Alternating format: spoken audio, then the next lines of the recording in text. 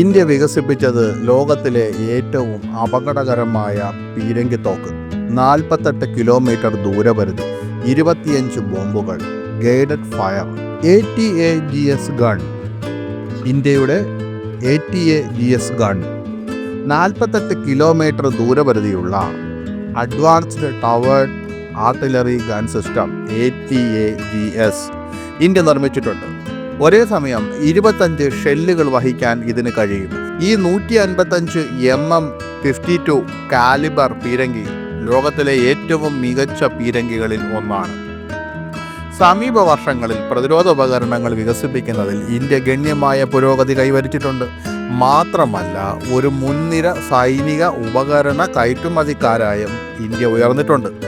അതേസമയം രാജ്യം സൈനിക ആയുധങ്ങളും വർദ്ധിപ്പിക്കുകയാണ്. ലോകത്തിലെ ഏറ്റവും അപകടകരമായ പീരങ്കി തോക്കുകളിലൊന്ന് ഇന്ത്യ സായുധ സേനയിൽ ഉൾപ്പെടുത്താൻ പോകുന്നതിനാൽ അതിൻ്റെ ശക്തി കൂടുതൽ മാരകമാകും. ലോകത്തിലെ ഏറ്റവും മികച്ച തോക്കുകളിൽ ഒന്നാണിത്. മാത്രമല്ല, ദൂരത്തിൻ്റെ കാര്യത്തിലും ഇത് വമ്പനാണ്. ATAGS എന്താണ്? ATAGS എന്നത് 155 mm52 കാലിബർ പീരങ്കി തോക്കാണ്. ഇത് DRDO, Bharat forge, Tata advanced systems എന്നീ സ്വകാര്യ കമ്പനികളുമായി സഹകരിച്ച് വികസിപ്പിച്ചെടുത്തതാണ്. പരമാവധി ഫയറിംഗ് റേഞ്ച് ഇത് വാഗ്ദാനം ചെയ്യുന്നു. ഇന്ത്യയുടെ പുതിയ ATAGS എന്തുകൊണ്ട് പ്രത്യേകത അർഹിക്കുന്നു? ഈ പദ്ധതിയുടെ ഡയറക്ടർ RP പാണ്ഡെയുടെ അഭിപ്രായത്തിൽ ATAGS വളരെ ശക്തമായ ഒരു പീരങ്കി തോക്കാണ്. ഇതിന് 48 കിലോമീറ്റർ വരെ ദൂരമുള്ള ശത്രു ടാങ്കുകളെയും ബങ്കറുകളെയും നശിപ്പിക്കാൻ കഴിയും. സോൺ 7-ൽ ഇതിന് ബൈമോഡുലാർ ചാർജ് സിസ്റ്റം BMCS ഫയറിംഗ് ശേഷിയുമുണ്ട്. തദ്ദേശീയ രൂപകൽപ്പനയെ അടിസ്ഥാനമാക്കി ATAGSന് 25 ഷെല്ലുകൾ വഹിക്കാനുള്ള ശേഷിയുണ്ട്.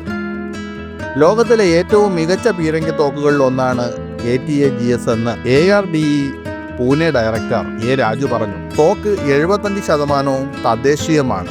ബാക്കിയുള്ള ഭാഗങ്ങൾ 100 തദ്ദേശീയമാക്കാനുള്ള ശ്രമത്തിലാണ് DRDO.